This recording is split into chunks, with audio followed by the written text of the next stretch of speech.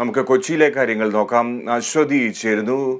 അശ്വതി, കൊച്ചിയിൽ കാലവർഷത്തിന്റെ കാറ്റ് വീശാൻ തുടങ്ങിയോ, മഴ എത്തിയോ എന്ന് അറിയുന്നുണ്ടോ? മഴ തുടരുന്നുണ്ടായിരുന്നു കഴിഞ്ഞ ദിവസങ്ങളിലൊക്കെ, എന്നാലും കാലവർഷം ശക്തമായി എത്തുകയാണ്.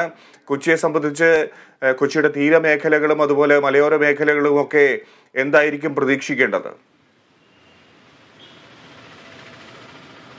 ഫിജി, ഇന്നലെ വൈകുന്നേരം കനത്ത മഴയായിരുന്നു കൊച്ചിയിലുണ്ടായിരുന്നത്. ഇന്ന് രാവിലെ മഴ അല്പം മാറി നിന്നെങ്കിലും ഇപ്പോൾ വീണ്ടും മഴ ആരംഭിച്ചിരിക്കുകയാണ്. അല്പസമയം മുൻപ് ഏകദേശം ഒരു 15 മിനിറ്റായി കൊച്ചിയിൽ കനത്ത മഴ വീണ്ടും ആരംഭിച്ചിരിക്കുകയാണ്.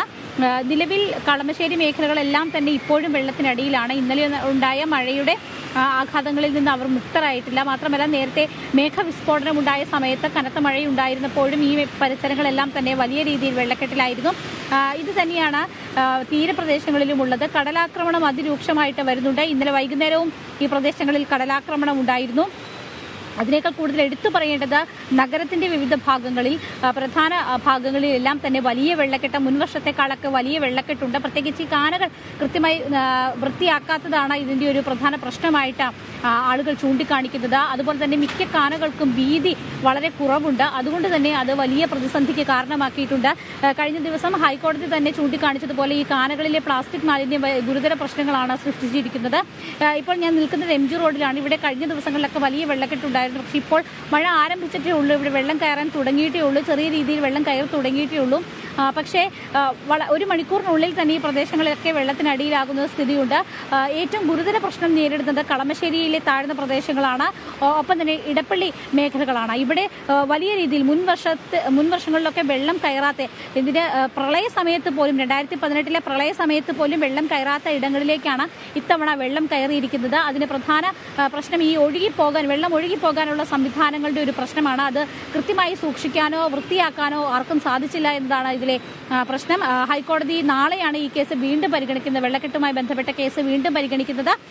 എന്തായാലും ഇന്ന് മറ്റനിഷ്ട സംഭവങ്ങളോ കാര്യങ്ങളോ ഒന്നും തന്നെ ഇന്ന് റിപ്പോർട്ട് ചെയ്തിട്ടില്ല. 5 ക്യാമ്പുകളാണ് ജില്ലയിൽ പ്രവർത്തനം ആരംഭിച്ചിരിക്കുന്നത്. 116 പേരാണ്, ഏറ്റവും ഒടുവിൽ വരുന്ന കണക്കനുസരിച്ച് 116 പേരാണ് ഈ ക്യാമ്പുകളിലുള്ളത്. രാവിലെ നമ്മൾ ക്യാമ്പ് സന്ദർശിക്കുന്ന സമയത്ത് ക്യാമ്പിലുണ്ടായിരുന്ന വിവിധ ആളുകൾ സ്വന്തം വീടുകളിലേക്ക് പോയിരിക്കുകയാണ്. അതായത് മടങ്ങി എന്ന് പറയാൻ പറ്റില്ല. സ്വന്തം വീടുകളിൽ വെള്ളം ഇറങ്ങിയ സമയത്ത് അത് വൃത്തിയാക്കുന്നതിനും അത്യാവശ്യം സാധനങ്ങളൊക്കെ അവിടെ നിന്ന് മാറ്റുന്നതിനും വേണ്ടിയിട്ട് ആളുകൾ പോയിരിക്കുകയായിരുന്നു. പക്ഷേ ഇപ്പോൾ വീണ്ടും മഴ ആരംഭിച്ചിരിക്കുന്ന ഈ പശ്ചാത്തലത്തിൽ അവർ വീണ്ടും തിരികെ വരാനുള്ള സാധ്യതയുണ്ട്. എന്തായാലും ആരോഗ്യ പ്രവർത്തകരുടെ ഭാഗത്തു നിന്നുള്ള പ്രവർത്തനങ്ങളാണ് ഇതിൽ ഏറ്റവും എടുത്തു പറയേണ്ടത്. കാരണം ഈ മഴക്കാല ജന്യരോഗങ്ങൾ, ജലജന്യ രോഗങ്ങളെല്ലാം പടരുന്ന ഒരു സാഹചര്യം കൂടിയുണ്ട്. പ്രത്യേകിച്ച് എറണാകുളം ജില്ലയെ സംബന്ധിച്ച് പറയുകയാണെങ്കിൽ പെരുമ്പാവൂർ മേഖലകളിലും കളമശ്ശേരിയിലെ വിവിധ മേഖലകളിലൊക്കെ തന്നെ വലിയ രീതിയിൽ മഞ്ഞപ്പിത്തം നേരത്തെ തന്നെ പടർന്നു പിടിക്കുന്നൊരു സാഹചര്യമാണ് ഉണ്ടായിരുന്നത്.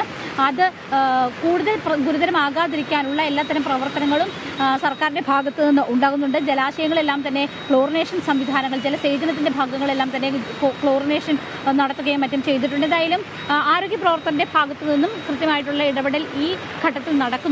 പക്ഷേ ഇതെല്ലാം അവസാന ഒരു ഘട്ടത്തിലാണ് നടക്കുന്നതെന്നാണ് ഏറ്റവും വലിയ പ്രശ്നം. അതായത് ഈ വർഷകാലം എത്തുന്ന ആ ഒരു സമയത്താണ്, അത് ഇന്നലെ കോടതിയുടെ വാക്കുകൾ കടമെടുക്കുകയാണെങ്കിൽ വർഷകാലം ഉച്ചയിൽ നിൽക്കുന്ന സമയത്താണ് ഈ പ്രതിരോധ പ്രവർത്തനങ്ങളും മറ്റ് പ്രവർത്തനങ്ങളും നടത്തുന്നത്. അത് ഒരു വലിയ വിമർശനമായിട്ട് ഇന്നലെ ജസ്റ്റിസ് ദേവൻ രാമചന്ദ്രൻ പറഞ്ഞിരുന്നു. അത് തന്നെയാണ് ഇപ്പോഴും പലയിടങ്ങളിൽ നമുക്ക് കാണാൻ സാധിക്കുന്നത്. ഈ കാന വൃത്തിയാക്കുന്ന കരാറുകാരുമൊക്കെ ആയിട്ട് നമ്മൾ ബന്ധപ്പെടുമ്പോഴും അവർ പറയുന്നത് കാന വൃത്തിയാക്കുന്നതുമായി ബന്ധപ്പെട്ടുള്ള പണികൾ അവസാന ഘട്ടത്തിലാണ് എന്ന് നമ്മളോട് നിരന്തരം പറയുന്നുണ്ട്. പക്ഷേ അതിൻ്റെ പ്രവർത്തനങ്ങളൊന്നും തന്നെ കാണുന്നില്ല. പലയിടങ്ങളിലും പ്രവർത്തനങ്ങൾ നടക്കുന്നുണ്ട് എന്നാണ് അവർ പറയുന്നത്. മറ്റു ചോദ്യങ്ങളോടൊക്കെ ഇവർ ഒഴിഞ്ഞു മാറുന്ന സ്ഥിതിയാണുള്ളത്. പക്ഷേ നമുക്കറിയാം, ഈ കൊച്ചിയിൽ നമ്മൾ കഴിഞ്ഞ ദിവസങ്ങളിലൊക്കെ സഞ്ചരിക്കുമ്പോൾ അത്ര വലിയൊരു പണിയൊന്നും ഈ കാനകളുമായി ബന്ധപ്പെട്ട് നമ്മൾ കണ്ടിട്ടില്ല. നേരത്തെ കരാറുകാരുമായിട്ട് ചെറിയ പ്രശ്നങ്ങളുണ്ടായിരുന്നു. അവരുടെ പേയ്മെന്റ് കൊടുക്കുന്നതുമായി ബന്ധപ്പെട്ട കോർപ്പറേഷനിൽ വലിയ പ്രശ്നങ്ങളൊക്കെ നിലനിന്നിരുന്നു. പക്ഷേ അത് പരിഹരിച്ചു എന്നാണ് പ്രധാനപ്പെട്ട കൊച്ചിയിലെ കരാറുകാരെല്ലാവരും തന്നെ പറയുന്നത്. പക്ഷേ അതൊന്നും ശാശ്വതമായിട്ട് ഇവിടെ നടന്നിട്ട് പരിഹാരം ഉണ്ടാക്കുകയോ അല്ലെങ്കിൽ കൃത്യമായ പ്രവർത്തനങ്ങൾ അക്കാര്യത്തിൽ നടന്നിട്ടുണ്ടോ എന്ന് സംശയമാണ്. പലയിടങ്ങളിലും സ്ലാബുകൾ മാറ്റി കാന വൃത്തിയാക്കുന്ന കാഴ്ച കാഴ്ചകളൊന്നും തന്നെ നമുക്ക് കാണാനായിട്ട് സാധിക്കുന്നില്ല. അതാണ് ഈ തവണത്തെ വെള്ളക്കെട്ട് ഏറ്റവും ഗുരുതരമാക്കിയിരിക്കുന്നത്. MG റോഡ് ഭാഗങ്ങളിൽ ശ്രദ്ധ കേന്ദ്രീകരിക്കുമ്പോൾ തീർച്ചയായിട്ടും കളമശ്ശേരി പോലെയുള്ള മറ്റ് ഭാഗങ്ങളിൽ വലിയ വെള്ളക്കെട്ടുണ്ടാകുന്നു. ഇതാണ് ഏറ്റവും പ്രശ്നം. മൊത്തത്തിലുള്ള ഒരു വൃത്തിയാക്കൽ കൊച്ചി നഗരത്തിൽ എവിടെയും നടന്നിട്ടില്ല എന്നത് തന്നെയാണ് നമുക്ക് ഈ വെള്ളക്കെട്ടിന്റെ ഒരു രീതി പരിശോധിച്ചാൽ മനസ്സിലാകുന്നത്. ഫിജി.